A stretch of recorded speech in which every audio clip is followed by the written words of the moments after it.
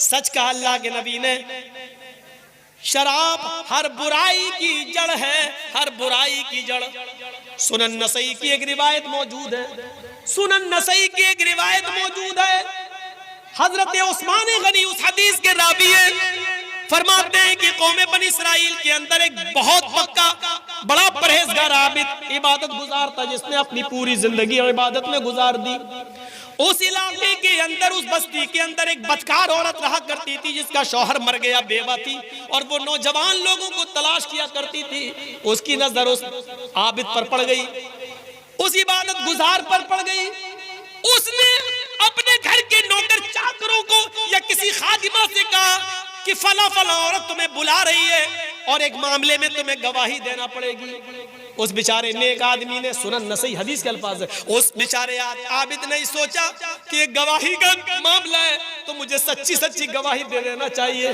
वो चला गया, उस औरत ने दरवाजे के अंदर उसको बुलाया कि इधर आओ। जैसे ही उसने दरवाजा खोला, पहला दरवाजा बंद हो गया, दूसरा दरवाजा दिख रहा है, अंदर से आवाज आती है, मोहतरम और अंदर आइए। उसने दूसरा दरवाजा खोला, जैसे ही दूसरा दरवाजा खोला और उसके अंदर दाखिल हुआ तो उसको तीसरा दरवाजा दिखाई दिया, यानी तीसरे कमरे का दरवाजा। अंदर से आवाज आती है, एक और दरवाजा पार कीजिए। वो आगे बढ़ा और उसने तीसरा दरवाजा खोला तो क्या देखता है, तीन दरवाजे खोलने के बाद जो कमरा मिलता है, उस कमरे के अंदर एक बहुत ही खूबसूरत औरत बैठी हुई है। उसके पास एक नौजवान खूबसूरत लड़का है और उस औरत के पास शराब की एक बोतल भी, एक बर्तन भी शराब से भरा हुआ रखा है। उस औरत ने कहा, मैंने कोई गवाही देने के लिए तुम्हें नहीं बुलवाया है, आज तुम्हें 3 कामों में से एक काम करना पड़ेगा। इसने कहा, कौन सा काम? कहा, या तो इस लड़के को कत्ल करो जो नौजवान है, उठाओ ये तलवार छुरी और इस लड़के को कत्ल करो। उसने कहा, भाई ये कैसे हो सकता है, इसने मेरा क्या बिगाड़ा, मैं नाहक किसी को कत्ल क्यों करूं? कहा, अच्छा नहीं कर सकते हो? कहा नहीं। तो फिर मेरे साथ जिना करो। उस खूबसूरत औरत ने कहा कि फिर मेरे साथ जिस्मानी ताल्लुकात कायम करो, मुझसे मिलो। उसने कहा, ये तो हराम है, मैं कैसे तुमसे जिना कर सकता हूँ? मेरी पूरी जिंदगी नमाजों में गुजर गई, तहज्जुदों में गुजर गई, अल्लाह की इबादत में गुजर गई। उसने कहा, ये भी नहीं कर सकते हो तो ये फिर शराब पियो।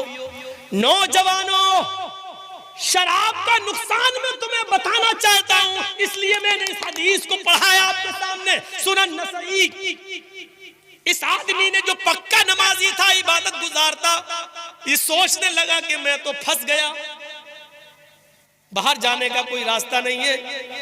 थोड़ी देर के लिए इसने छुरी उठा ली, फिर सोचा कि इस लड़के को कत्ल कर दूं। कहा, नहीं, ये ज्यादा बड़ा गुनाह है। फिर उसने सोचा, कत्ल के बाद सबसे बड़ा गुनाह तो जिना है, ये भी बड़ा गुनाह है, लेकिन आज मैं फंसी गया हूं तो अपनी जान बचाई जाए, इसलिए छोटा गुनाह कर लेता हूँ, शराब पी लेता हूँ। शराब पीने में फिर क्या हर्ज है? अपनी जान बचाने के लिए कम से कम इस लड़के के कत्ल का गुनाहगार तो नहीं होऊंगा और इस औरत से जिना तो नहीं करूंगा। एक छोटा गुनाह कत्ल और जिना के मुकाबले में तो कम से कम छोटा गुनाह है।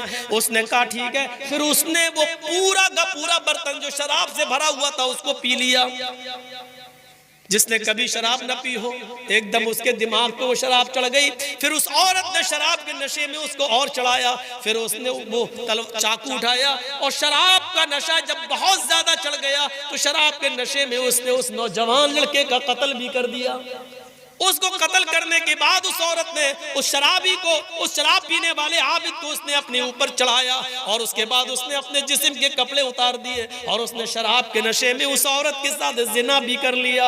मेरे भाइयों, ये पूरी हदीस सुनन नसई के अंदर उस्मान गनी रज़ियल्लाहु ताला अन्हु से रिवायत है, पूरी मनकूल है। अब आइए इस वाक़े को सामने रख कर देखिए कि पहले तो वो कत्ल भी नहीं करना चाहता था, वो जिना से भी उसने मना कर दिया था, लेकिन जब उसने शराब पी तो शराब के नशे में चूर होकर उसने कत्ल भी कर डाला, जिना भी कर डाला, और शराब तो पहले ही पी रखी थी। यानी अभी तो एक गुनाह नहीं करना चाहता था, शराब पीकर उसने तीनों गुनाह कर डाले हैं। सच कहा अल्लाह के रसूल ने, शराब मत पीना, फ़इन्नहु रासु कुल्लि फ़ाहिशतिन, ये शराब हर बुराई की जड़ है। शराब पीने वाला फिर जिना भी करता है, शराब पीने वाला कत्लो क़िताल भी करता है, और शराब के नशे में जो लोग धुत हैं और नालियों में पड़े रहते, देखिए वो अपने घरों में आके अपनी माँ को गाली देते हैं और अपनी बहन को भी गंदी गंदी गाली देते हैं। मेरे भाइयों, वो अपनी बेटियों को भी गाली देते हैं, क्योंकि शराब इंसान को इस मकाम पर पहुंचा देती है।